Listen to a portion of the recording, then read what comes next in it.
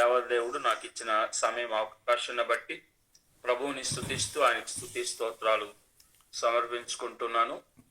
దానియేలు గ్రంథము 4వ అధ్యాయము 35వ వచనాన్ని మనం గమనిస్తే అక్కడ రాయబడినటువంటి మాట, భూనివాసులందరూ ఆయన దృష్టికి ఎన్నికకు రానివారు, ఆయన పరలోక సేనల ఎడలను భూనివాసుల ఎడలను తన చిత్తము చొప్పున జరిగించువాడు. ఆయన చేయి పట్టుకుని నీవేమి చేయుచున్నావని ఆయనతో చెప్పుటకు ఎవడునూ సమర్థుడు కాడు. ఈ వచనాన్ని జాగ్రత్త గమనిస్తే దేవుడు తన చిత్త ప్రకారంగా సమస్త కార్యాలను జరిగిస్తున్నట్టుగా, ఎవరి పట్ల ఏది జరిగించాలో ఆయన జరిగిస్తున్నట్టుగా మనం చూస్తున్నాం. దేవుడు సర్వభౌమాధికారం కలిగిన దేవుడు.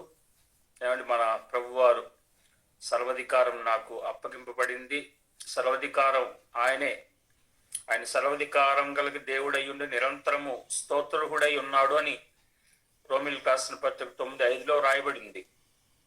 సో ఆయన సర్వాధికారం కలిగిన దేవుడు. ఒక్కొక్కరి పట్ల ఆయన ఒక్కొక్క చిత్తాన్ని కలిగి జరిగిస్తాడు. ఏమండి, సో ఆయన ఇది ఎందుకు ఇలాగే జరిగించాడు, అది ఎందుకు అలాగే జరిగించాడని ఆయన ప్రశ్నించే అధికారం కానీ అంత గొప్ప జ్ఞానం కానీ ఎవరికీ లేదు.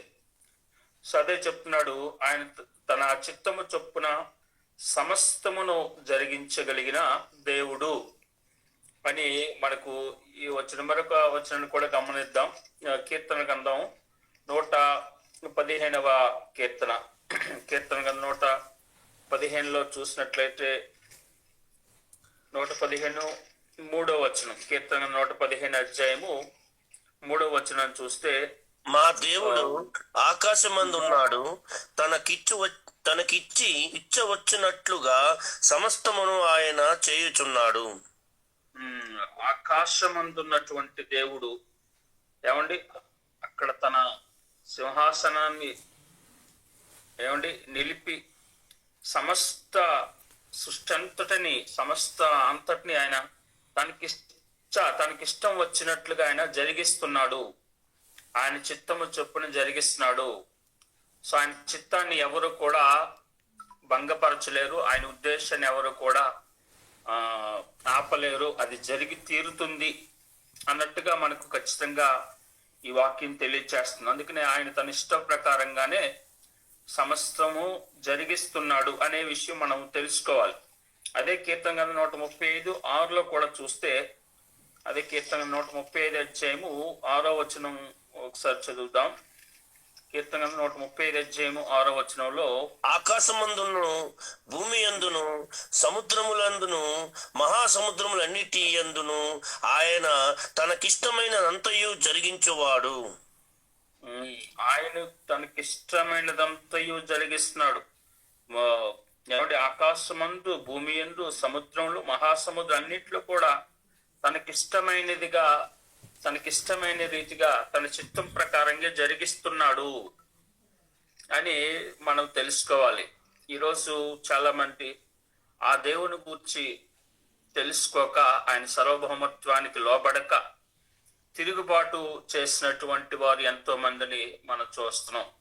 ఏమండి, ఆయన నాకెందుకు ఇలా చేయాలి, నాకే ఎందుకు ఇలా జరగాలి, నా విషయంలో ఎందుకు ఇలా చేశాడు దేవుడు, నాకు ఇలా అన్యాయం చేశాడు, ఏదో వారికి నష్టం జరగగానే ఏదో వారు అనుకున్నట్టుగా జరగకపోయేసరికి దేవుడు ఇంత నేను భక్తి చేశాను కానీ నాకు ఇలా జరిగించాడు దేవుడు అంటూ దేవుని మీద సనిగేవారు, లేదంటే చివరి వరకు విశ్వాసంలో స్థిరంగా నిలబడక మధ్యలోనే వారు అనుకున్నది జరగనంత మాత్రాన విశ్వాసాన్ని విడిచిపెట్టిన వారిని అనేక మందిని మనం చూస్తున్నాం.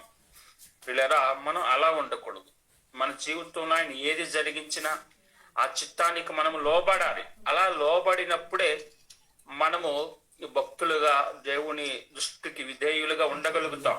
ఒక సంఘటన చూపిస్తాను, కొన్ని విషయాలు చూపిస్తే మీకు అర్థమవుతుంది.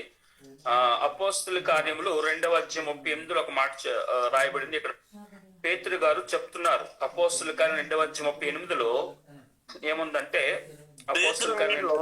మారు మనస్సు పొంది పాప క్షమాపణ నిమిత్తము ప్రతివాడు యేసుక్రీస్తు నామమున బాప్తిసము పొందుడి, అప్పుడు మీరు పరిశుద్ధాత్మను అను వరము పొందుదురు.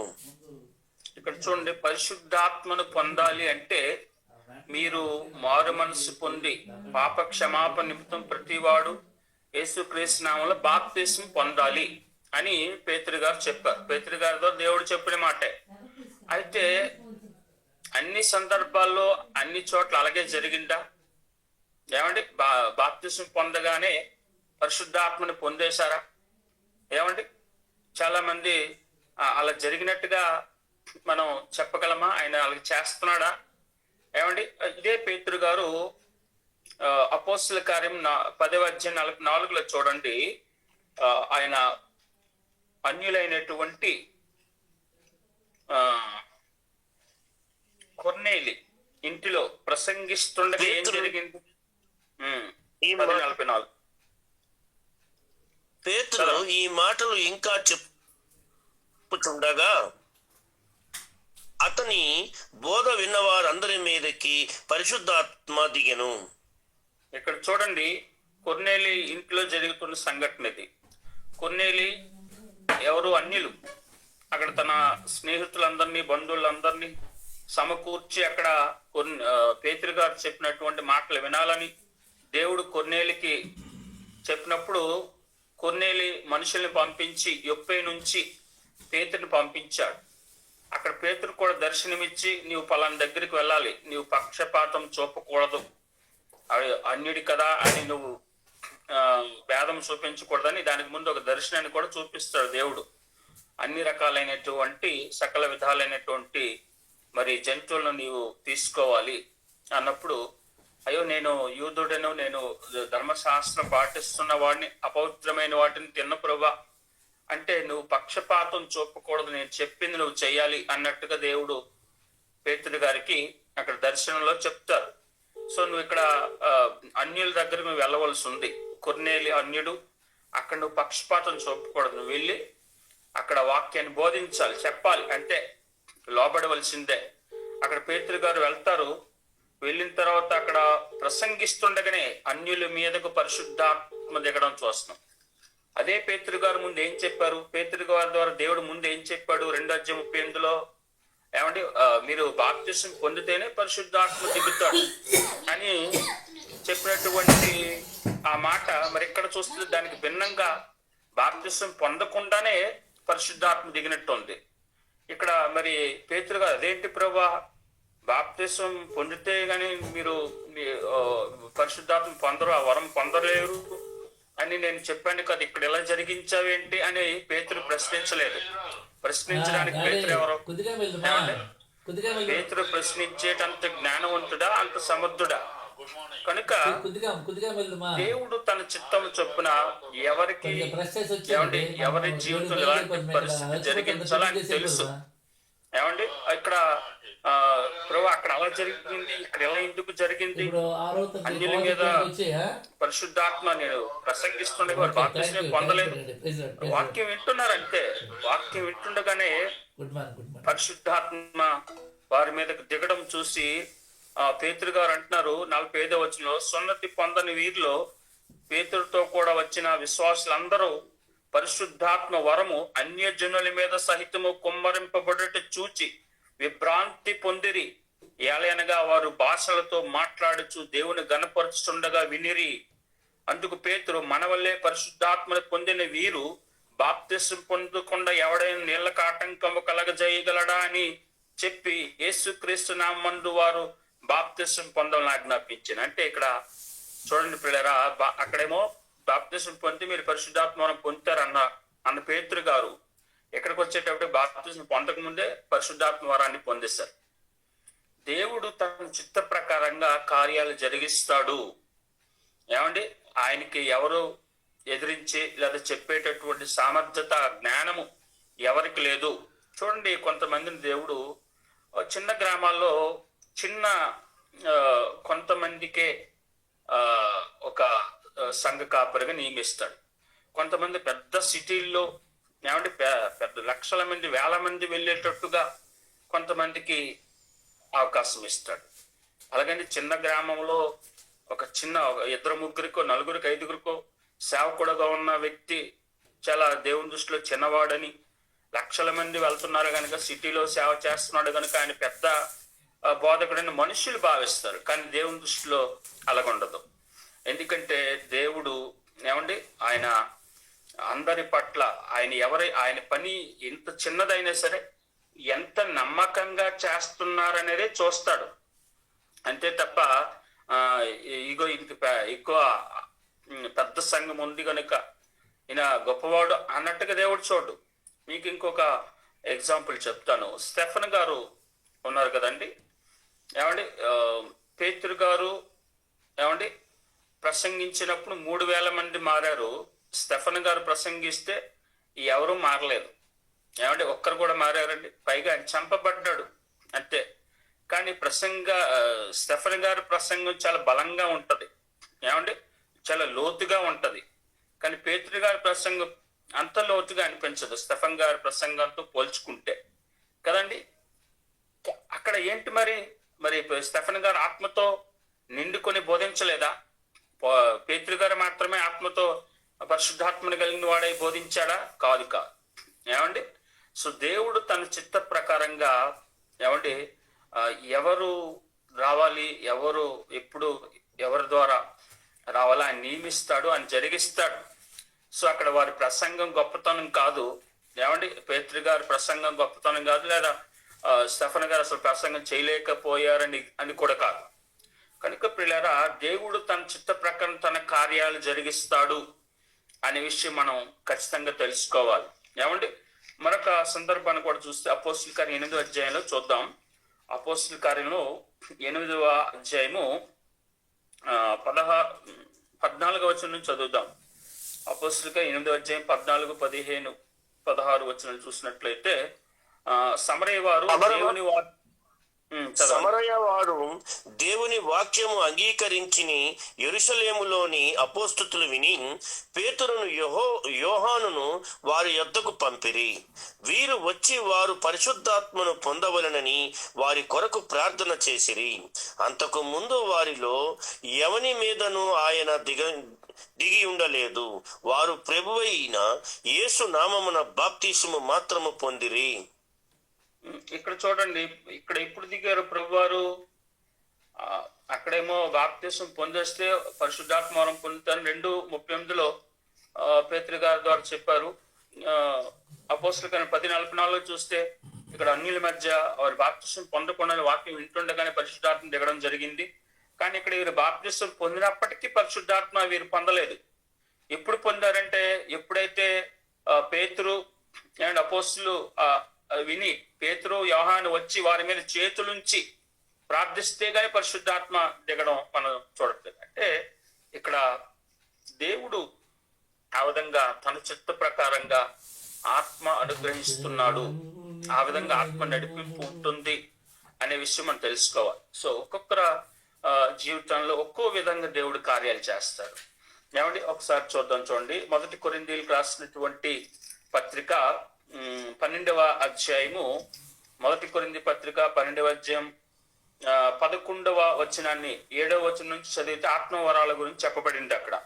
అయితే 11వ వచనాన్ని చదువుదాం. 1 కొరింథీ 12వ అధ్యాయం 11వ వచనాన్ని గమనిస్తే వీటినన్నిటినీ ఆత్మ యొక్కడే తన చిత్తము చొప్పున ప్రతివానికి ప్రత్యేకముగా పంచి ఇంచుచు కార్యసిద్ధి కలుగజేయుచున్నాడు. ఇక్కడ జాగ్రత్త గమనించండి. పరిశుద్ధాత్మ దేవుడు తన చిత్తము చొప్పున ఏమండి ఇక్కడ ఆత్మవరాలను పంచిచ్చినట్టుగా ఆయన తన కార్యాలు జరిగిస్తున్నట్టుగా మనం చూస్తున్నాం. ఏమంటే ఆత్మవరాలు ఖచ్చితంగా ఉన్నాయి. ఏమండి అది ఎవరికి ఇవ్వాలో, ఎవరికి ఎన్ని ఇవ్వాలో ఆయన చిత్తంలో ఉంటది. ఏమండి ఆత్మవరాలను లేవు అని కానీ, లేదంటే అది పిల్లరా కొంతమందికి ఒక్కొక్క వరం ఉంటది. బుద్ధివాక్యం కొంతమందికి ఇస్తాడు. పైనుంచి చదవండి, బుద్ధివాక్యం, జ్ఞానవాక్యం ఇవన్నీ కూడా ఆత్మవరాలుగా, విశ్వాసం కూడా ఆత్మవరమే. ఏమండి సో ఈరోజు ఆత్మవరాలు లేవు అనే ఎవరైనా అంటే విశ్వాసం అనే అది కూడా లేదు అని అనాలి. లేదంటే బుద్ధివాక్యము లేదంటే బుద్ధి కూడా మనకు లేదని చెప్పుకోవాలి. కనుక పిల్లల ఆత్మవరాలు ఉన్నాయి, కానీ ఎవరెవరికి ఎన్ని ఇవ్వాలో, ఎంత పరిమాణములు ఇవ్వాలో అది ఆయన చిత్తం చొప్పున జరిగిస్తాడు. మనమెవరిని ఎదిరించడానికి, మనమెవరు కాదనడానికి అంత జ్ఞానం మనకుందా, అంత సామర్థ్యం మనకుందా? ఇలా జరిగిన ఇది కాదండి, అది అవదండి, నువ్వెవరు నేనెవరు చెప్పడానికి? కనుక ప్రియులు ఇక్కడ ఆత్మ దేవుడు తన చిత్తము చొప్పున ప్రతి వానికి ప్రత్యేకముగా పంచి ఇస్తున్నాడు. కొంతమందికి స్వస్థత వరాలు ఇస్తాడు, కొంతమందికి ఇవ్వడు, అది ఆయన ఇష్టం. కొంతమంది బుద్ధివాక్యం ఇస్తాడు, కొంతమందికి ఉండకపోవచ్చు. అలాగని దేవుని నమ్ముకున్న ప్రతి ఒక్కరూ ఖచ్చితంగా ఏదో ఒక వరము ఏంటి దేవుడు ఇస్తాడు. వరాలు లేకపోయినా ఖచ్చితంగా ఏదో ఒక ఫలం ఖచ్చితంగా ఉండి తీరాలి. ఏమండి? సో ఖచ్చితంగా ఆత్మ పొందేవారు ఖచ్చితంగా ఒక ఫలాన్ని అయినా కలిగి ఉండి తీరుతారు అని తెలుసుకోవాలి పిల్లారా. సో కొంతమందికి స్వస్థపరిచే వరం ఇస్తాడు, కొంతమందికి బుద్ధివాక్యం ఇస్తాడు, కొంతమందికి రెండు ఇవ్వచ్చు. అది ఆయన చిత్తం చొప్పున జరిగిస్తాడు. మనమెవరమి ఏమండి ఆయన ప్రశ్నించగలిగేటంతటి జ్ఞానము, సామర్థ్యం మనకి ఎవరికైనా ఉందా? సో పిల్లరా గమనిస్తే దేవుడు తన చిత్త ప్రకారం తన కార్యాలను జరిగిస్తున్నాడు. ఏమండి? మరొక సందర్భాన్ని చూడండి, మరొక విషయాన్ని చూపిస్తున్నాను. మత్తయి సువార్త 15వ అధ్యాయము, మత్తయి సువార్త 15వ అధ్యాయం 28వ వచనాన్ని చదవండి. మత్తయి సువార్త 15:28లో మరొక సందర్భాన్ని చూపిస్తున్నాను. మత్తయి సువార్త 15:28 అమ్మా 17 అండి, 15 అధ్యాయము 28వ వచనం అంతే చదవండి. అదే, అందుకు యేసు, అమ్మా నీ విశ్వాసము గొప్పది, నీవు కోరినట్టే నీకు అవునుగాక అని ఆమెతో చెప్పాను. ఆ గడియలోనే ఆమె కుమార్తె స్వస్థత నొందెను. యేసు అక్కడ నుండి వెళ్ళి గలిలయ. చాలండి, ఒక్క నిమిషం.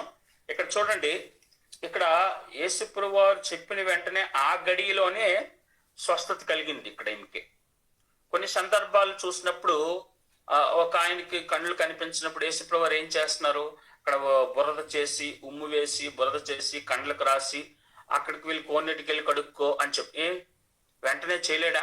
ఇక్కడ చేసినట్టుగా అక్కడ చేయలేడా? చేయగలడు. ఆయన చిత్తం అంతే. ఏమండి?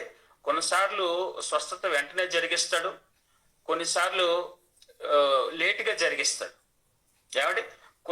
కొన్ని సందర్భాల్లో వాక్యం వింటున్నప్పుడు కొంతమంది స్వస్థత కలగవచ్చు, కొన్ని సందర్భాల్లో అలా జరగకపోవచ్చు. అది ఆయన చిత్తం. మనమెవరిని ఎదిరించడానికి, మనమెవరు దాన్ని తప్పు పట్టడానికి? ఏమండి? ఒక శవాన్ని తెచ్చి అంటే బతికించేసే అంటే నువ్వెవరు చెప్పడానికి? నువ్వెవరు? అంత సామర్థ్యం ఉందా నీకు? ఆయన శోధించొచ్చా? ఆయన ప్రశ్నించొచ్చా? ఏమండి? ఒకవేళ ఆ స్వస్థ వరం వెంటనే జరుగుతుందని ఏమైనా జరిగిస్తాడా? సో పిల్లరా, ఆయనకు ఒక్కోసారి ఆయన వెంటనే జరిగిస్తాడు, ఒక్కోసారి లేట్గా జరిగిస్తాడు. అసలు స్వస్థత వరాలు కలిగి ఉన్నటువంటి పౌలు గారు 19వ అధ్యాయం మనం చూస్తాం, ఆయన చేతి గుడ్డ తగిలితే స్వస్థత కలిగింది. అలాంటి పౌలు గారి జీవితంలో ఆయన ముమ్మారు ప్రార్థన చేసినా సరే ఆయన శరీరంలో ఉన్నటువంటి ఆ బలహీనత, అది ఆ ముళ్ళును తీసివేయడానికి దేవుడు లేదు నేను తీసేయను అన్నాడు. అది ఆయన చిత్తం. అది ఉండాలి అన్నాడు, అంతే. ఏమండి? నేను పౌలు గారి ద్వారా అనేక స్వస్థత కార్యాలు జరిగించినటువంటి దేవుడు పౌలు గారి జీవితంలో ఎందుకు చేయలేదు? ఆయన చిత్తం. దానికి లోబడమన్నాడు, పౌలు లోబడ్డాడు, అంతే. అలాగే లోబడాలంతే. అంతేకాని దాన్ని ప్రశ్నించేటంతటి జ్ఞానము గాని అధికారం గాని మనకు లేదు. ఆయన చిత్తాన్ని ఎదిరించేటటువంటి సమర్థత ఏ మనిషికి లేదు. కనుక ప్రియులారా, ఆ దేవుడు తన చిత్త ప్రకారంగా తన కార్యాలు జరిగిస్తున్నాడు. సో ఆత్మ పొందే విషయంలో కానివ్వండి, ఆత్మ నడిపింపు విషయంలో కానివ్వండి, ఏమండి స్వస్థతలు జరిగించే విషయంలో కానివ్వండి, ఆత్మ వరాలు కలిగే విషయంలో కానివ్వండి, ఇలా తన చిత్తము చొప్పున తన కార్యాలను ఆయన జరిగిస్తున్నాడు. దానిని ప్రశ్నించేటంతటి జ్ఞానము గాని సమర్థత కానీ ఎవరికి లేదు అనే విషయాన్ని ప్రతి ఒక్కరము తెలుసుకొని ఆయన్ని గణపరచాలి. ప్రియులారా, ఆయన తెలుసుకొని ఇంకా ఆయన గురించి నేర్చుకోవాలి తప్ప దేవాదేవుని మహింపరచాలే తప్ప ఎదిరించే వారిగా ఉండకూడదు. మరొక మాట చూద్దాం. చూడండి, యెషయా గ్రంథము 14:27 వచనాన్ని చూద్దాం. యెషయా గ్రంథం 14:27లో రాయబడినటువంటి మాట. యెషయా గ్రంథం 14:27లో చూసినట్లయితే, యెషయా గ్రంథం 14:27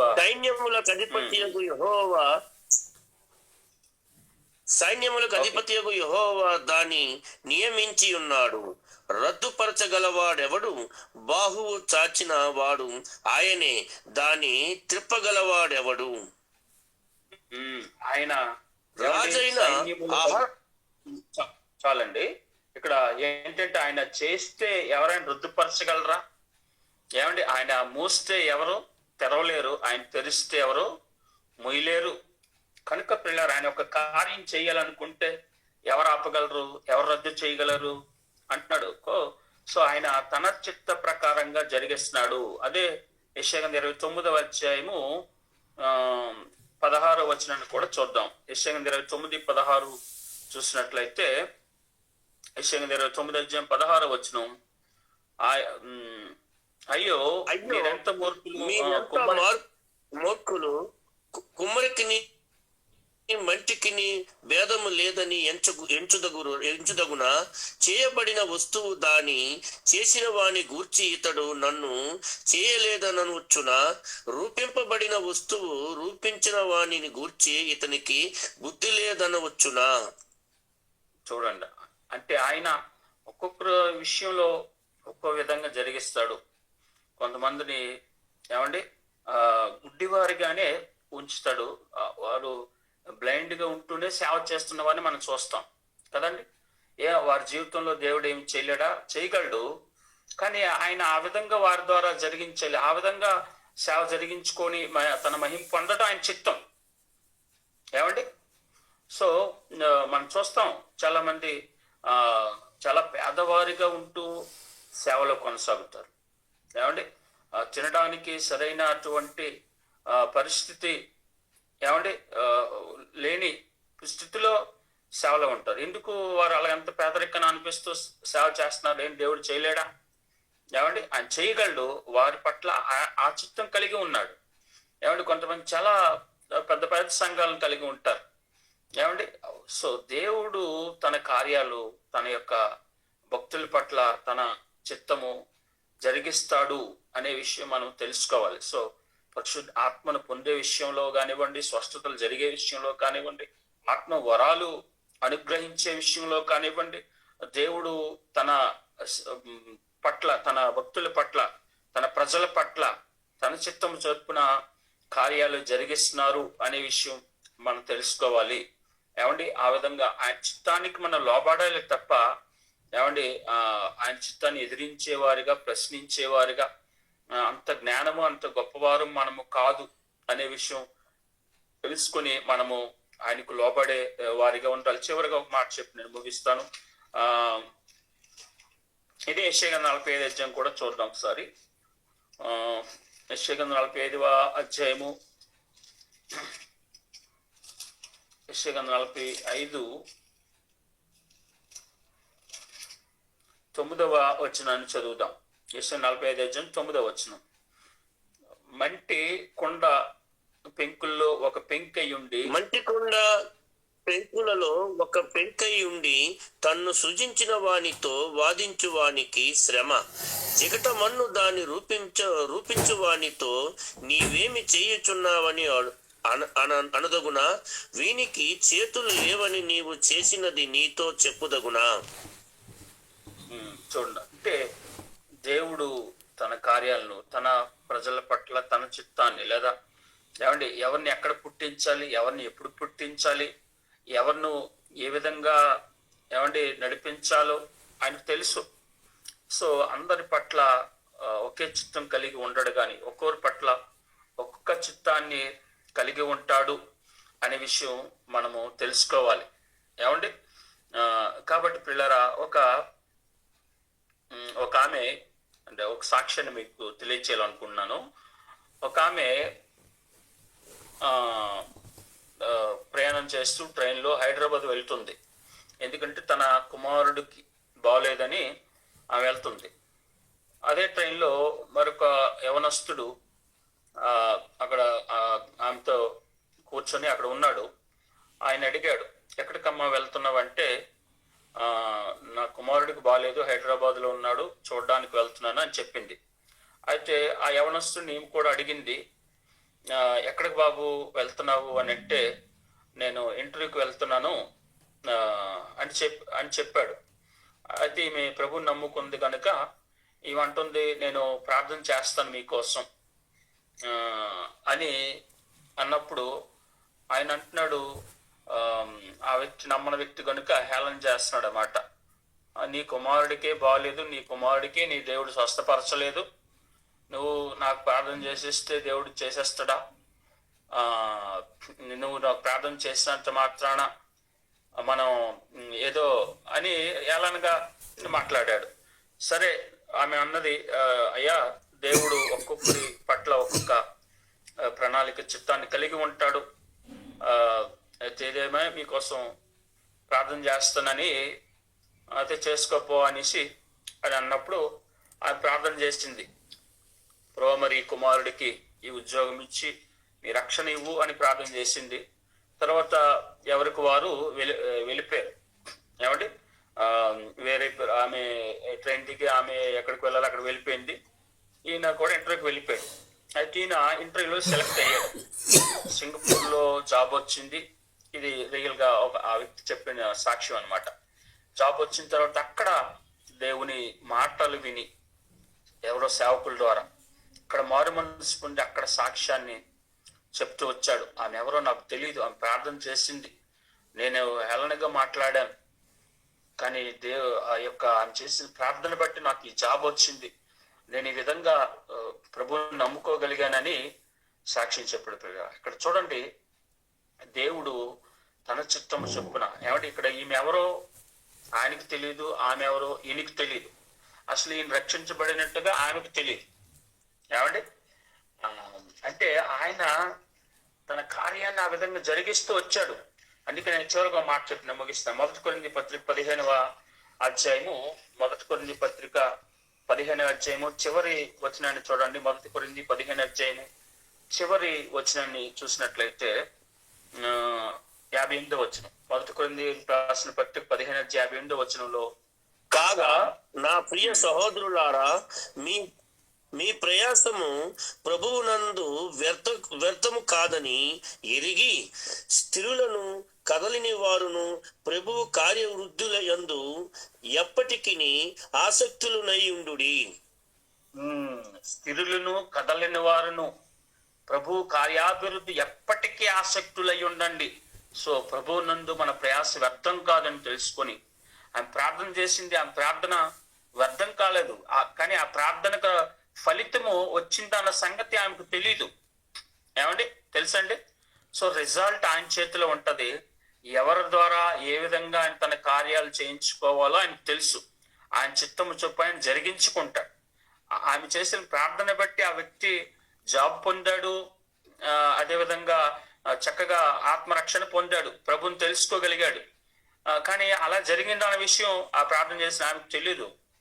సో ప్రియులారా, మనం ప్రభువునందు పడిన ప్రయాస వ్యర్థము కాదని తెలిసి, ఏమంటే మనకి ఏ స్థాయిలో ఆయన ఇచ్చినా సరే, చిన్నది ఇచ్చినా సరే, నేనున్నాను, నాకేమి పెద్ద సంఘం లేదు, నా కుటుంబాన్ని నేను పోషించుకునే స్థాయిలో కూడా నేను లేను, కానీ దేవుడు నన్ను నా పట్ల ఇదే చిత్తమని నేను భావిస్తున్నాను, ఇదేనేమో నేను అలాగా నేను వెళ్తున్నాను అంతే, అది ఆయన చిత్తం. ఏమంటే ఇలా కానీ అనేక ప్రాంతాల్లో నన్ను బలంగా వాడుకుంటున్నాడు.